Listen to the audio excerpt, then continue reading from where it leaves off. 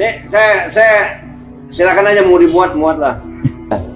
Kalau PDIP menawarkan Puan Maharani, hanya satu yang bisa membuat Puan Maharani menang. Semua ditangkepin aja. Itu ya itu kan. Kalau sekarang misalkan yang disiapkan Puan Maharani, nggak kan semua orang berani melawan Puan Maharani. Tapi kalau ditangkap-tangkepin pimpinan partainya diancam, nah itu yang nggak boleh ya. Itu yang nggak boleh. Dia sudah mendengar langsung skenario dua pasar.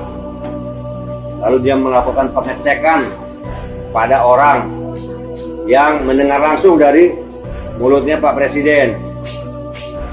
Pak Presiden hanya mau 2 calon. Kenapa 2 calon Pak Presiden? Kan ada Anies, ada Ganjar. Oh, Anies kan sebentar lagi masuk penjara. Terus partai-partai lain yang di KIB segala kalau nggak nurut ya tinggal masuk penjara aja itu.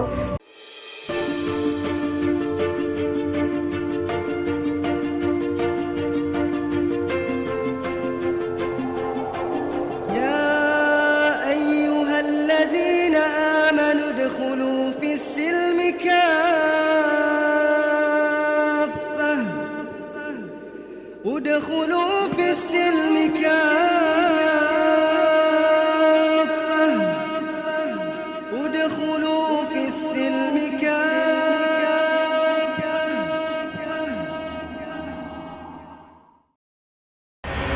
Berebut kekuasaan di tengah rakyat yang terabaikan. Pemilihan presiden atau Pilpres 2024 masih cukup jauh, sekitar 2 tahun lagi. Namun demikian, demi memenangkan pertarungan di Pilpres 2024, banyak pejabat dan politisi sudah mulai tampak sibuk bermanuver. Demikian juga sejumlah partai politik, mereka melakukan konsolidasi sejak dini. Muncul misalnya Koalisi Indonesia Bersatu atau KIB. Di dalamnya tergabung Partai Golkar, PAN, dan P3. KIB dibentuk tentu untuk kepentingan Pilpres 2024. Lalu ada sejumlah nama yang muncul atau dimunculkan sebagai calon presiden. Ada Puan dan Ganjar dari PDIP, ada Erlangga Hartarto dari Golkar, ada Prabowo dari Gerindra, ada AHY dari Demokrat, ada Caimin dari PKB, ada Anies Baswedan dari non-partai. Tak ketinggalan Menteri Erick Thohir yang diduga juga berambisi menjadi presiden. Di sisi lain, banyak yang menghendaki Jokowi dari PDIP menjadi presiden 3 periode, meski banyak ditentang berbagai kalangan. Menko Luhut dan sejumlah pihak sempat bermanuver untuk memuluskan hasrat Jokowi 3 periode ini. Tampak jelas nafsu elit politik untuk berkuasa atau mempertahankan kekuasaan begitu menggebu.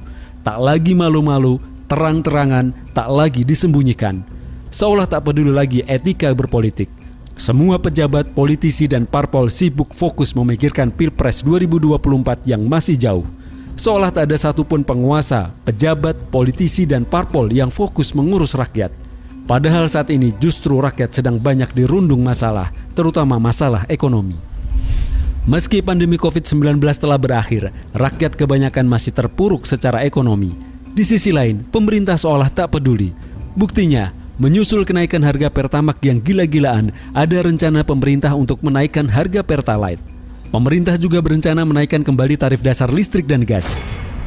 Yang sudah pasti dan sudah berlaku, pemerintah telah menaikkan PPN menjadi 11%.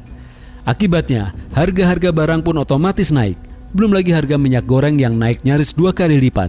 Selama berbulan-bulan sampai saat ini, harga minyak goreng tetap mahal, tidak mengalami penurunan sama sekali sesuai janji Presiden Jokowi. Di sisi lain, selama pandemi, jumlah kekayaan para pejabat banyak yang meningkat justru di tengah sejumlah BUMN yang bermasalah. Ada yang terlilit utang puluhan triliun seperti PLN, Garuda, dan lain-lain. Ada yang mengalami kerugian ratusan triliun seperti Pertamina. Pada saat yang sama, korupsi makin tak terkendali.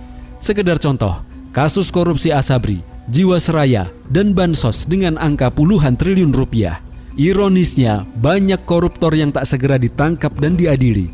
Kalaupun ada yang diadili dan dihukum, hukumannya ringan. Bahkan ada koruptor kakap yang kemudian dengan mudahnya dibebaskan. Demikianlah, Di bawah sistem demokrasi sekuler yang mencampakkan aturan agama atau syariah Islam, sebagaimana di negeri ini, kekuasaan benar-benar telah menimbulkan fitnah.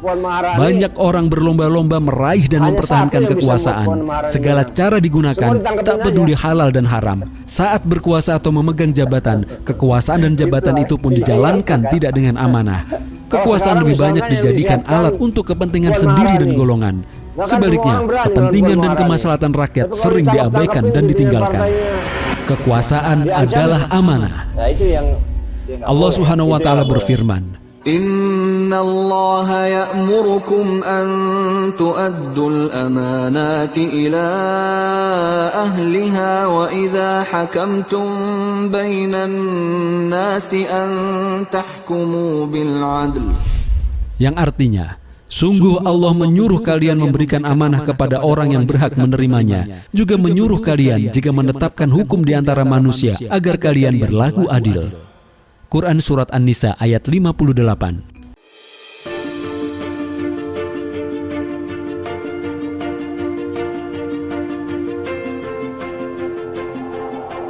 يا أيها الذين آمنوا ادخلوا في السلم كافة